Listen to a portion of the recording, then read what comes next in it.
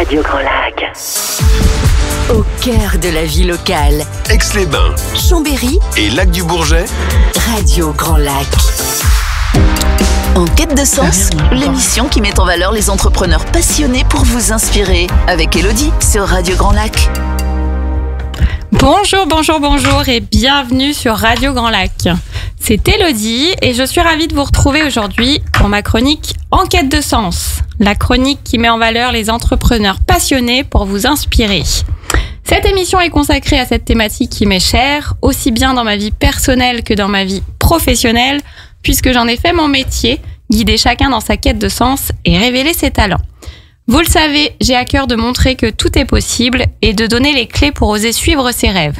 Et cette émission est justement faite pour ça, puisqu'elle est dédiée à l'interview d'entrepreneurs dont le parcours est inspirant, des personnes qui viennent nous partager leurs histoires de vie, des personnes pour qui la quête de sens a pris tout son sens. Nous sommes ensemble en direct pour 40 minutes sur le 92.1 et vous pouvez bien évidemment écouter en replay toutes les émissions sur la chaîne YouTube ou sur l'application de Radio Grand Lac. Aujourd'hui sur Radio Grand Lac, j'ai le plaisir d'accueillir Clara, une entrepreneure passionnée qui a créé son agence de voyage spécialisée dans les voyages sur mesure à destination de l'Albanie pour les professionnels mais aussi les particuliers. Bonjour Clara. Bonjour Elodie. Comment vas-tu ? Très bien, merci beaucoup. Je suis ravie d'être là aujourd'hui avec vous. Eh ben, nous aussi, on est ravis de t'accueillir. Ravis aujourd'hui de quelque chose d'un peu plus exotique, puisqu'on va parler voyage, étant donné qu'on a dit que tu avais une agence de voyage. Donc, pour commencer le mois de juillet et annoncer l'été, je trouve qu'on est plutôt cohérent. C'est super. Avant qu'on parle de voyage, qu'on parle de ton agence que tu as créée, on va parler un petit peu plus de toi. Est-ce que tu peux nous en dire un peu plus sur toi, sur ton parcours ? Peut-être que vous allez l'entendre, chers auditeurs et chères auditrices, mais Clara, elle a un petit accent. Donc, bon, elle va tout nous raconter. En effet, j'ai un petit accent et en plus, j'ai un petit peu la voix cassée aujourd'hui, la clim aidant. Alors, effectivement, je suis donc Clara Ravier. Ça fait pas tout à fait exotique, mais je suis mariée à un Français et à un Savoyard, un vrai Savoyard. Je vis à la Tresserve, pas très loin d'Aix-les-Bains. Je suis maman de 3 enfants. Et je suis arrivée en France en l'an 2000 avec ma famille pour une vie meilleure. J'ai d'abord commencé par apprendre le français, ce qui n'était pas une mince affaire. Ce fut bien compliqué, mais voilà. L'immersion totale dans la vie française m'a permis de réussir la tâche. Et puis, j'ai poursuivi ensuite mes études et j'ai démarré une carrière dans le monde du transport et la logistique internationale, milieu dans lequel j'ai travaillé pendant 15 ans et dans lequel je me suis épanouie. Voilà le parcours, je dirais, avant Terre d'Albanie. T'es arrivée en France, tu avais quel âge ? J'avais 15 ans, en pleine adolescence. Parfait. T'es arrivée directement en Savoie ? Complètement. En Savoie, effectivement, par l'intermédiaire, on va dire, un lien familial qui a fait qu'on a atterri en Savoie. Évidemment, c'était très différent de ce que je pouvais connaître auparavant. C'était la première fois que je sortais de l'Albanie, la première fois que je prenais un avion, la première fois que je voyais un monde différent de celui que je pouvais connaître en Albanie. Donc, c'était un moment de changement total. Que tu as su gérer bien, correctement, ou ça a été difficile ? T'as rencontré quelques petits obstacles ? Alors je dirais que c'était un moment à la fois rempli de découvertes, d'enthousiasme, d'excitation, mais à la fois un peu de tristesse puisque je quittais mon pays, je quittais ma famille, mes amis, et puis comme je le dis, j'étais en pleine adolescence, donc séparer des adolescents de leurs amis, c'était le plus dur. Mais à la fois, voilà, cette entrée dans ce nouveau monde, de cette arrivée en France, c'était vraiment excitant et enivrant, on va dire. Et c'est vrai que j'ai assez rapidement pris la décision de vraiment m'intégrer en France, et peut-être même par rapport à l'accent. Quand vous entendez des Albanais qui parlent le français, ils vont rouler les R, ils vont avoir un accent encore plus important que le mien, je trouve. Mais pour moi, c'était vraiment... j'avais réellement une envie de m'intégrer totalement et de me fondre dans la masse, on va dire. Et puis après, il faut le souligner, La France est un très beau pays d'accueil. Nous avons été pris, quand je dis nous, ma famille et moi, avons été pris en charge extrêmement bien. C'était pas simple, le parcours a été long et parfois difficile, mais nous y sommes arrivés puisqu'on avait réellement envie de nous installer et de faire en sorte que ce pays d'accueil devienne notre pays de cœur, réellement. Oui, effectivement, tu as bien réussi cette tâche parce que je parlais d'accent, mais effectivement, il est léger et surtout, tu parles très bien français, donc bravo parce que effectivement, ça ne doit pas être facile. Nous, Français, on essaye d'apprendre l'anglais, on n'y arrive pas, bien souvent. Petit coucou à Seb s'il nous écoute. Mais par contre, on a toujours su que la langue française était vraiment difficile. Même nous, Français, des fois, on a du mal. Donc, tu t'en es bien sorti, bravo. Pour la petite anecdote, pour mes enfants maintenant qui sont à l'école, lorsqu'il faut expliquer des règles de grammaire, je les envoie plutôt vers le papa, puisque réellement, oui, bien sûr, j'ai appris à l'école, mais je pense que j'ai appris beaucoup par la lecture et souvent, j'ai appris des formules toutes faites sans spécialement connaître les temps dans les détails, ainsi de suite. Donc lorsqu'il faut expliquer les choses, j'envoie vers le papa, il explique mieux que moi, évidemment. Bon, en tout cas, t'arrives quand t'es adolescente en Savoie. Tu y restes, donc c'est que tu t'y es bien intégrée, tu t'y es bien sentie. Qu'est-ce qui t'a dirigée dans un premier temps dans la carrière de transport et de logistique ? Alors, pour être totalement transparente, je rêvais de devenir journaliste. C'était pas du tout, je ne rêvais pas de travailler dans le transport et la logistique.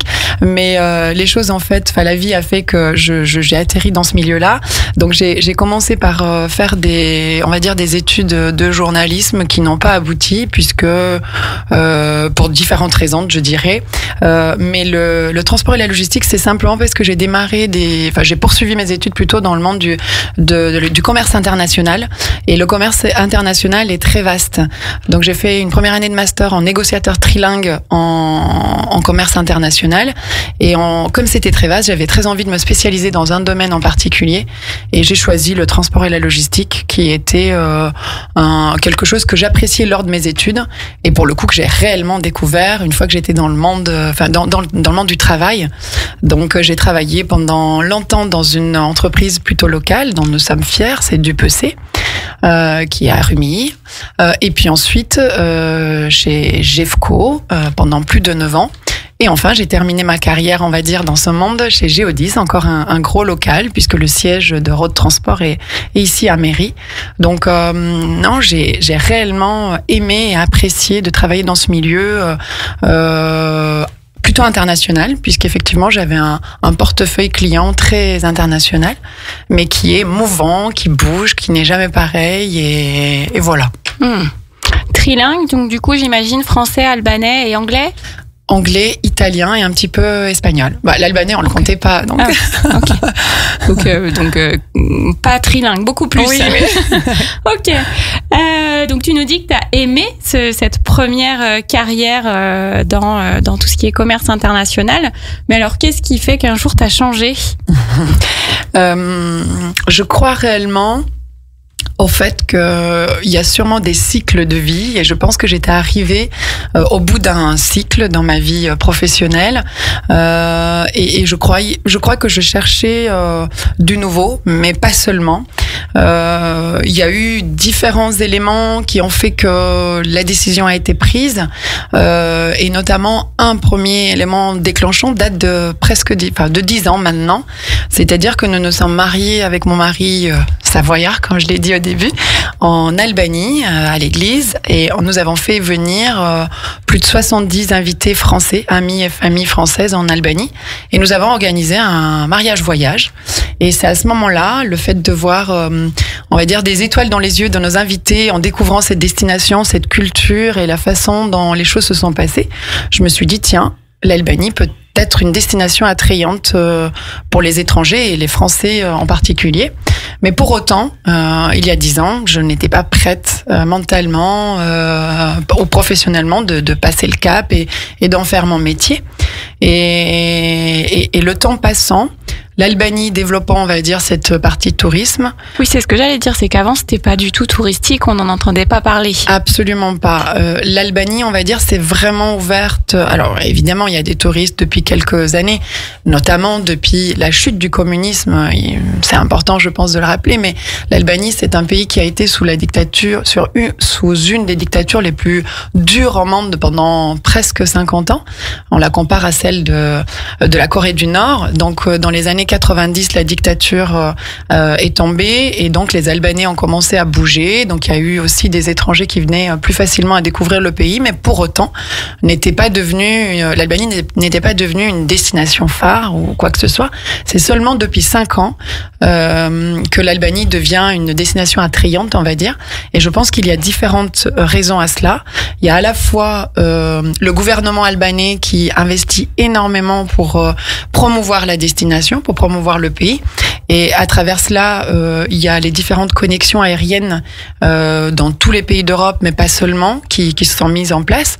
À titre d'exemple, il n'y avait pas de connexion directe depuis la France pour l'Albanie, Tirana, l'aéroport de Tirana, le seul qui existe pour l'instant. Il n'y avait aucune.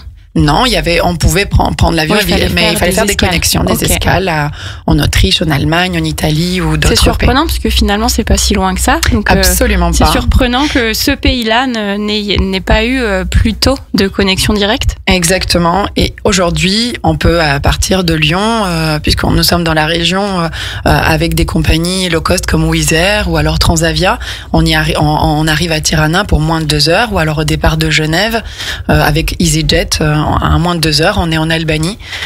Donc c'est ces connexions aériennes réellement qui ont ouvert la destination.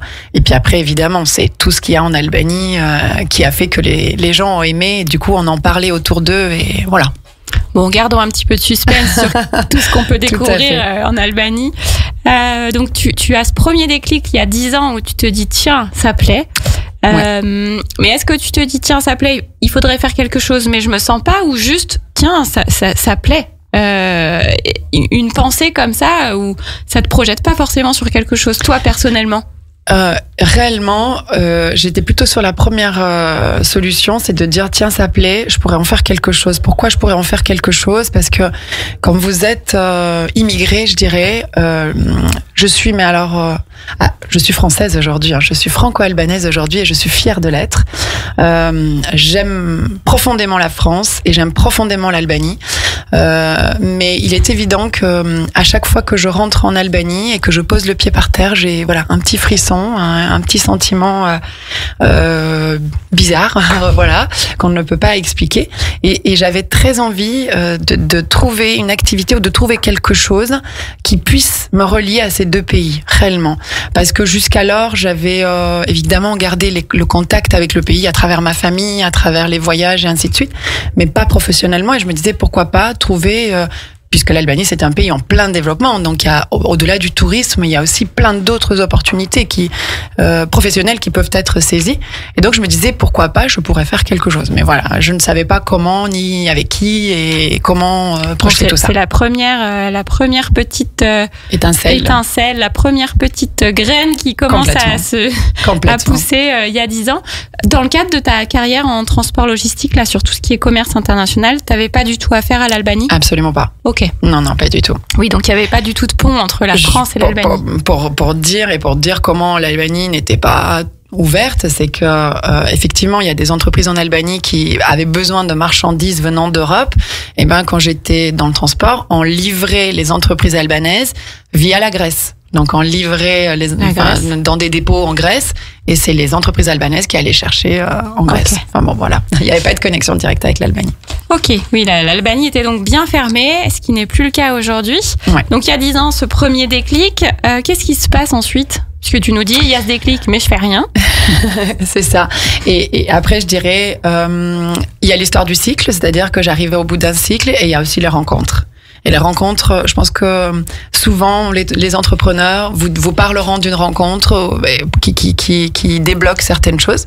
Et moi, c'est une rencontre avec une personne en Albanie qui m'a facilité la chose, puisque on peut faire beaucoup de choses, mais en étant à distance et sans être accompagné aussi sur place. malgré le fait que je maîtrise la langue, la culture et ainsi de suite.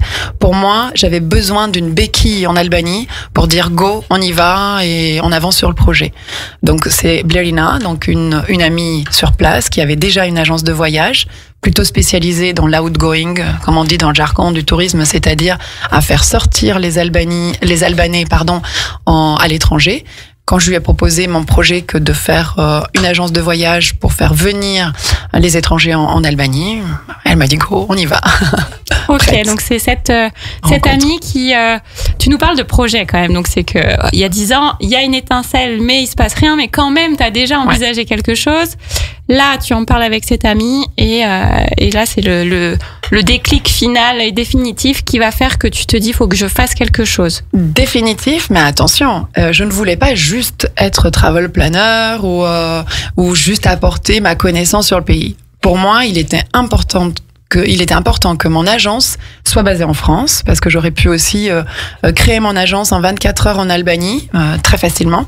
Mais il était important que mon agence soit en France et qu'elle soit une vraie agence à proprement dit, dans le sens où il y a une garantie financière, où il y a une immatriculation à tout France.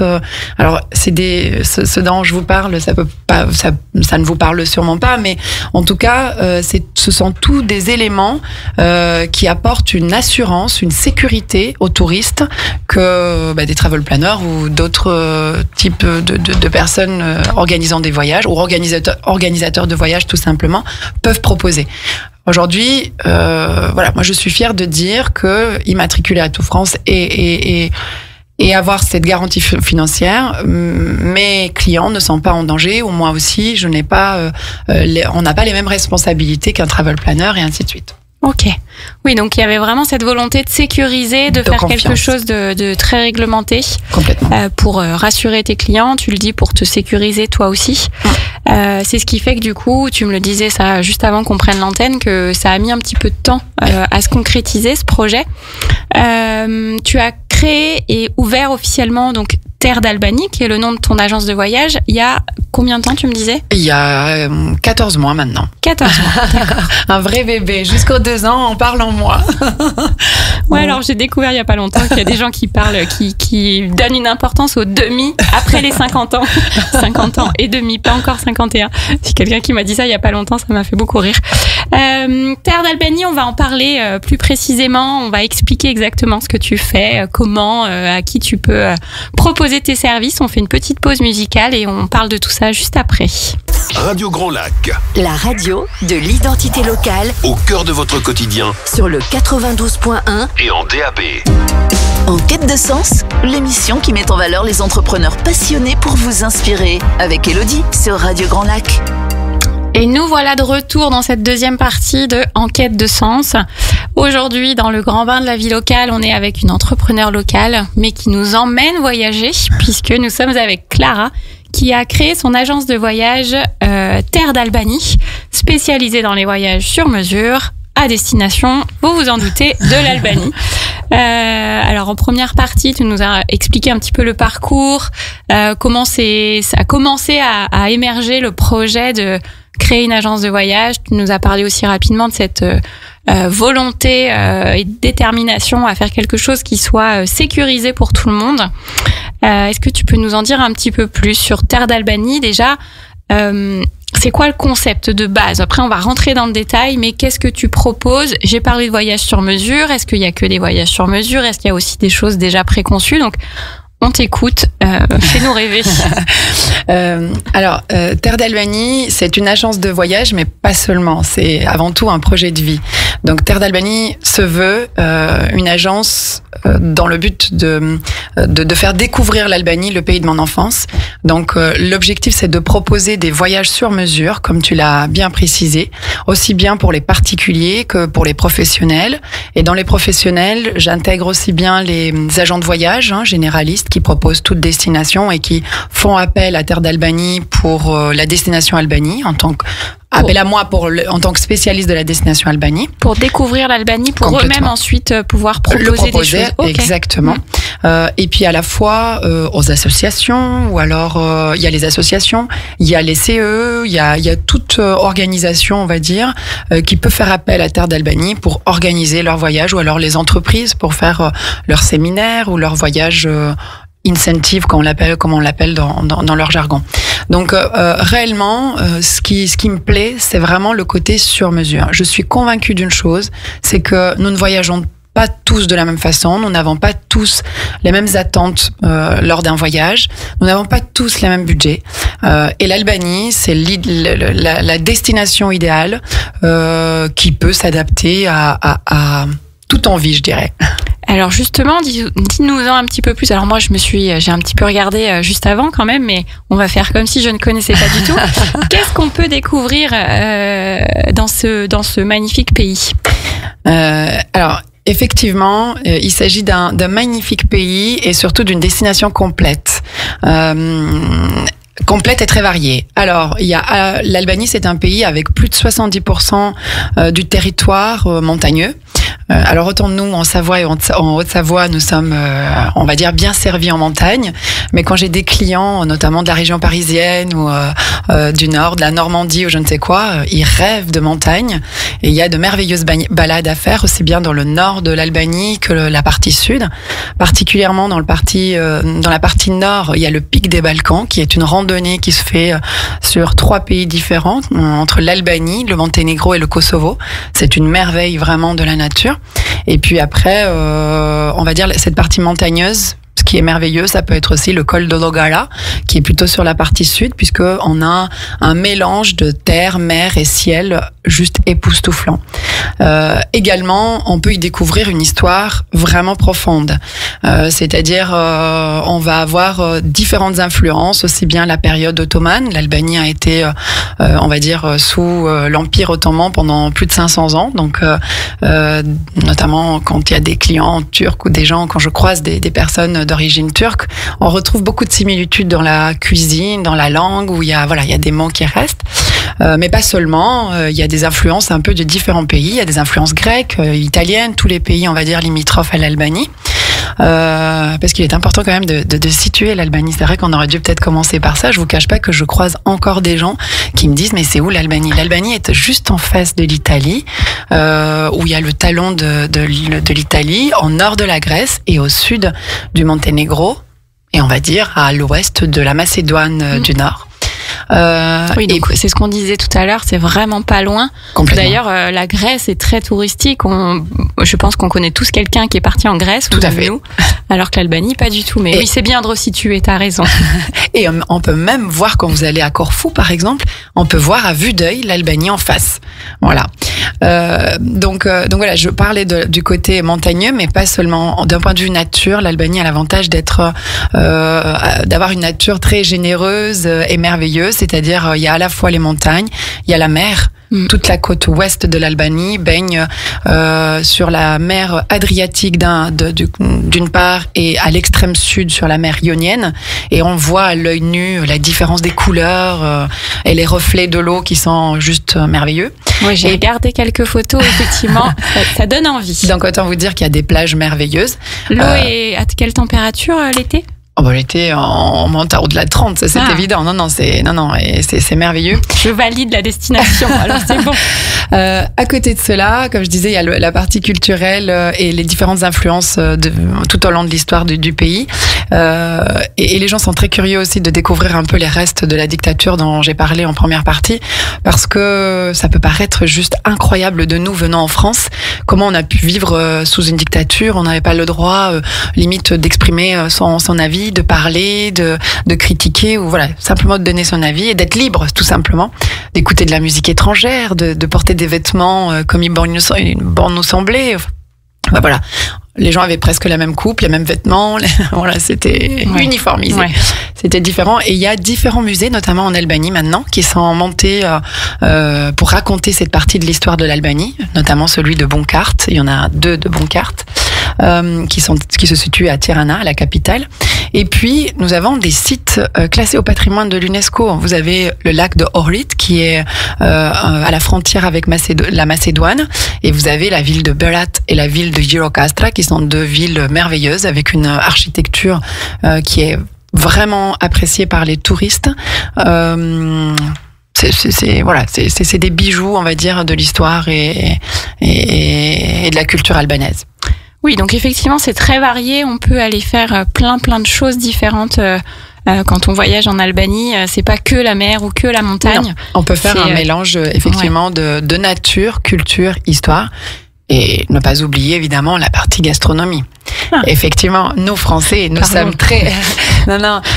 très attachés à la nourriture ici en France et on adore manger, évidemment.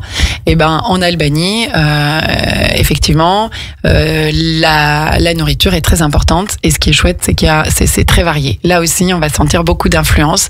Il va y avoir des influences, comme je le disais, italiennes, grecques, méditerranéennes de façon générale. Beaucoup de légumes, de viande, de marinade, de poissons, parce qu'il y a la mer évidemment aussi. Donc c'est gourmand, c'est généreux et c'est très bon. Bon, voilà, j'ai envie de manger et de partir en vacances. Et c'est pas cher en plus. C'est pas cher. Le dernier argument qui n'est pas négligeable. Je dirais que la destination reste encore une destination plutôt accessible à tout le monde, même si encore une fois, il y en a pour tous les goûts et pour tous les budgets. Mais la nourriture particulièrement reste un élément clé. Quand on va au restaurant, on peut manger à la fois pour moins de 10 €, comme on peut aller manger pour 50 € dans des restaurants un peu plus haut de gamme ou avec des belles vues et ce genre de choses. Mais on peut manger sur le pouce juste un burek, qui est un plat traditionnel que les Albanais adorent à manger à toute heure, par exemple, à même pas 1 €, comme on peut manger des plateaux de fruits de mer ou ce genre de choses un peu plus chers. Voilà. Oui, donc du coup, vous trouverez forcément chaussures à votre pied si vous partez en Albanie. Donc ça, c'est l'Albanie en elle-même, le pays. Terre d'Albanie, donc ton agence de voyage, tu nous l'as dit, propose des voyages sur mesure. Concrètement, comment ça se passe ? Quelqu'un qui est intéressé te contacte. C'est quoi les démarches ? Comment tu fais pour lui proposer le voyage idéal pour lui ?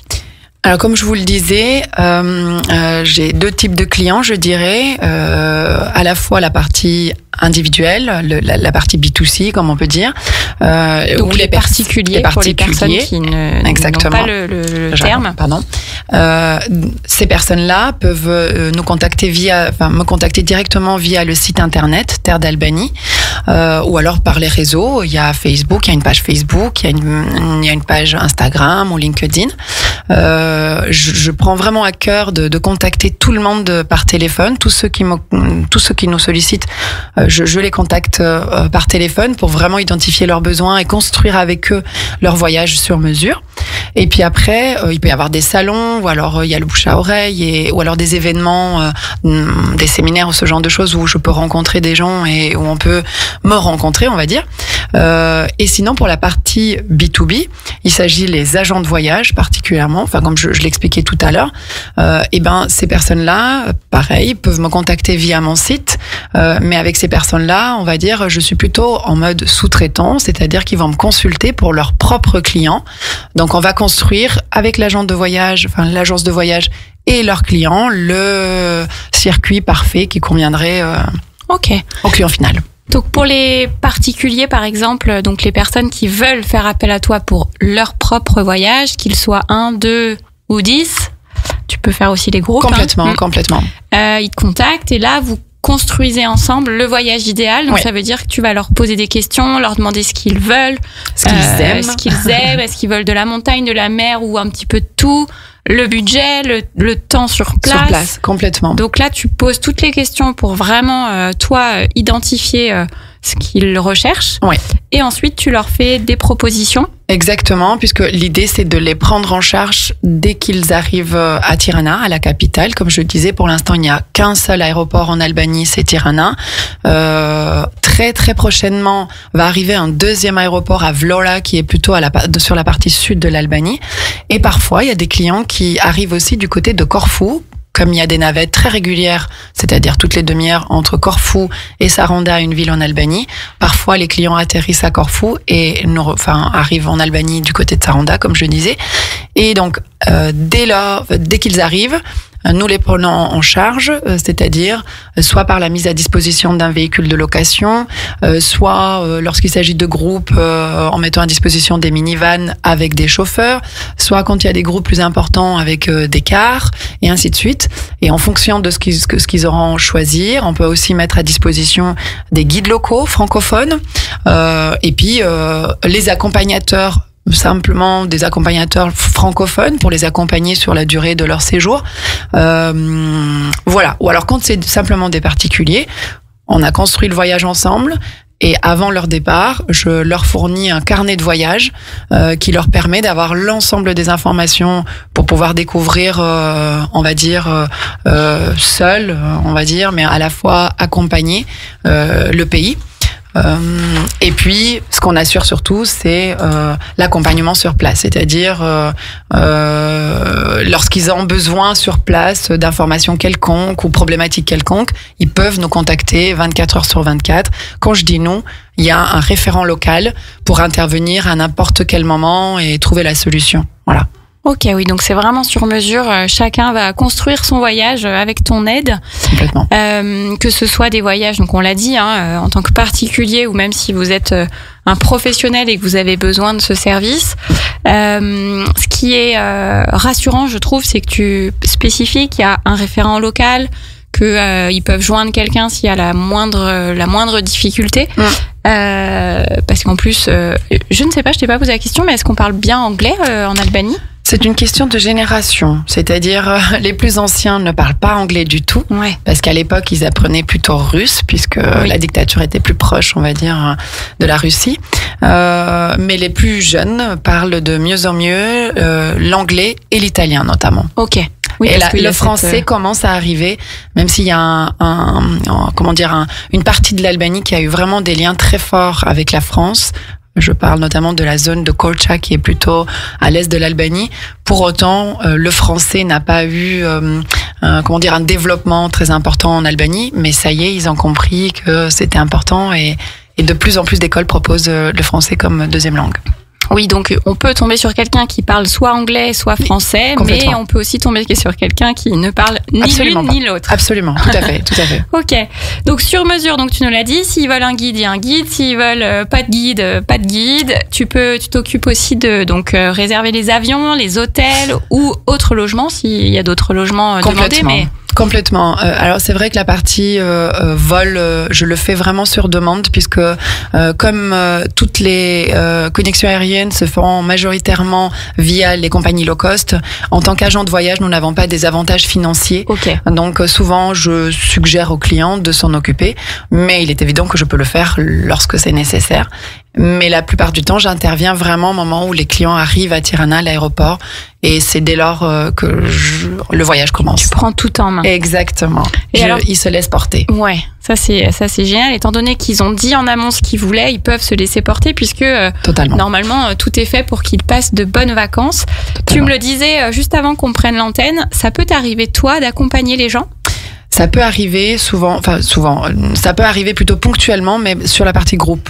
Parce que selon le nombre de personnes, selon les demandes qu'il peut y avoir, effectivement, je peux me déplacer en tant qu'accompagnateur privilégié, on va dire, ou accompagnateur francophone. Ça rassure les groupes. Évidemment, c'est quelque chose que j'aime faire aussi. Voilà. Donc, s'il y a une demande, s'il y a un besoin, voilà, tu peux aussi être présente.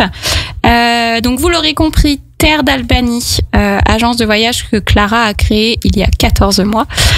Terre d'Albanie peut vous créer le voyage sur mesure, adapté à vos envies, à vos besoins, pour aller découvrir ce magnifique pays qui, on l'a dit, est très varié, très complet. Mer, montagne, nature, musée, culture. Bref, vous trouverez forcément quelque chose que vous aimez. Donc n'hésitez pas, et je le répète, aussi bien pour les particuliers qui veulent voyager eux-mêmes que pour les professionnels. Donc tu nous parlais d'agents de voyage, de séminaires, de CE. Donc si vous êtes une entreprise et que vous voulez rajouter ça à votre catalogue, appelez Clara. Elle se fera un plaisir de vous expliquer, de vous répondre. C'est d'ailleurs moi ce que je retiens, le mot principal, ou en tout cas l'idée principale que je retiens, c'est que tu aimes parler avec les gens et découvrir ce dont ils ont envie. C'est pour ça que tu privilégies le sur-mesure. Complètement. Alors, c'est un peu toute ma vie, je dirais. C'est-à-dire que j'ai travaillé dans le commerce auparavant, même si j'étais dans le monde du transport et la logistique. Mais le contact humain, c'est primordial. C'est que comme ça que nous pouvons identifier le mieux le besoin du client et préparer au mieux le voyage de leurs rêves. Pour moi, l'Albanie, c'est une expérience. Et dans toute la panoplie de ce que l'Albanie offre, je n'ai pas évoqué une chose, mais qui reste pour moi aussi la plus importante, c'est l'accueil. Et c'est vrai que tous les clients qui sont partis avec Terre d'Albanie soulignent particulièrement l'accueil des Albanais. Les Albanais sont très fiers de voir le pays s'ouvrir, très fiers de voir des touristes qui s'intéressent à leur culture, qui s'intéressent à leur pays, et donc font tout, se démènent pour que les touristes soient bien et vivent une vraie expérience en Albanie et pas seulement un voyage pour se reposer après une année de travail difficile. Bon, bah ça nous aura bien donné envie, hein, tout ça lié à la gastronomie qui a l'air fabuleuse également. Hein. On va bientôt partir, Jean-Pierre. Merci beaucoup, Clara. On rappelle comment est-ce qu'on peut te trouver. Donc tu es sur les réseaux sociaux, que ce soit Facebook, Instagram, LinkedIn. Tu as bien évidemment un mail, un téléphone, donc on peut te trouver facilement. Tu as un site internet également. Site internet, terredalbanie.com, ouais. terredalbanie toutattaché.com. Donc n'hésitez pas. Comme toujours, c'est souvent ce que je dis, n'hésitez pas à contacter Clara parce qu'elle se fera un plaisir de vous répondre, même si finalement il devait ne rien avoir qui se concrétise derrière, elle pourra toujours vous répondre et répondre à toutes vos questions, donc n'hésitez pas. Une question moi qui m'interpelle, qui me questionne, une question qui me questionne. C'est quoi le délai moyen, c'est-à-dire si on te contacte aujourd'hui, on peut espérer partir quand ? J'ai des clients qui m'ont appelé, notamment une qui part le week-end prochain. Elle m'a appelé il y a une semaine. Elle me dit, je sais que je suis complètement en retard, mais c'était pas prévu que je parte en vacances. Finalement, j'ai vu que les vols, il y en avait pas très chers. Est-ce qu'on peut faire quelque chose ? Oui, on peut faire quelque chose. Ce que je voudrais souligner, c'est vrai qu'on n'a pas parlé de, quand est-ce qu'on peut visiter l'Albanie ? La périodicité, on va dire. On peut visiter l'Albanie à n'importe quelle période, on va dire, de l'année. Je déconseille un petit peu, on va dire, sur juillet-août, parce qu'il y a quand même beaucoup de monde. Vous allez me dire, un peu comme n'importe où, le sud de la France est très peuplé aussi pendant cette période. Mais si on veut vraiment, ça dépend ce qu'on y recherche. Si on recherche du soleil, il faut partir, on va dire, de mai à octobre, vraiment. Si on cherche autre chose que du soleil, on peut partir tout au long de l'année. Donc, à partir du moment où il y a les vols, le reste peut suivre, même si c'est du jour au lendemain. Il n'y a aucun problème. Donc tu es hyper réactive. Complètement. Bon. Eh ben tu es dévouée à tes clients. Super. Merci beaucoup de nous avoir fait voyager, de nous avoir expliqué tout ça. J'espère que ça va donner envie à beaucoup de personnes qui nous écoutent. Et puis longue vie à Terre d'Albanie qui n'a que 14 mois, mais je lui souhaite de fêter d'autres anniversaires. Merci beaucoup d'avoir été avec nous. Faleminderit. Merci en albanais. Hein. Merci. Merci beaucoup. Pour vous qui nous écoutez dans le grand bain de la vie locale, bien évidemment, vous restez avec nous en musique et vous retrouverez aujourd'hui, nous avons une journée plus légère que d'habitude puisque vous aurez à 17h Sonia avec son émission Grandiose. Et moi, je vous retrouve dans 15 jours. Belle journée. En tongs, en maillot ou en terrasse, Radio Grand Lac vous suit partout.